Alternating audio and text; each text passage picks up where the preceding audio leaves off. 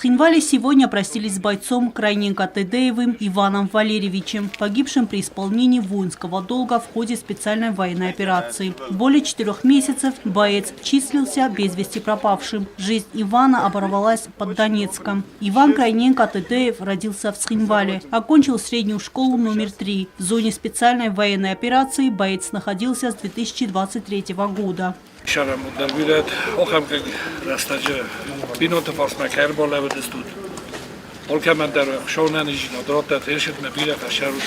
Проводить в последний путь воина пришло руководство республики во главе с президентом Аланом Гаглоевым, председатель парламента Алан Маргиев, чрезвычайный полномочный посол Российской Федерации в Республике Южная Осетия Марат Кулахметов. Глава государства выразил соболезнования семье погибшего, отметив, что имя героя не будет забыто.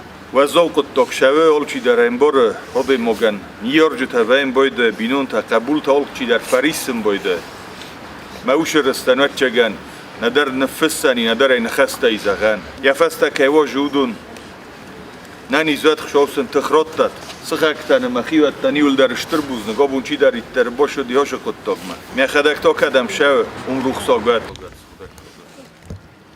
Чрезвычайный полномочный посол Российской Федерации в Республике Южная Осетия Марат Кулахметов отметил, что Иван Крайненко Тедеев до последней минуты жизни был верен воинскому долгу. Мы сегодня провожаем последний путь воина, солдата российской армии, который до последнего вздоха своей жизни отдал свою жизнь за нашу большую родину. Он до последней минуты своей жизни был настоящим солдатом. Он презирал смерть, он ее не боялся. Он взял груз ответственности за нас всех, кто здесь присутствует, и не пощадил свою жизнь. И за это мы должны помнить его всегда. Указом президента Республики Южная Осетия Иван Крайненко Тедеев был посмертно награжден медалью защитнику Отечества. Герою было 47 лет. Без отца остались 2 сыновей.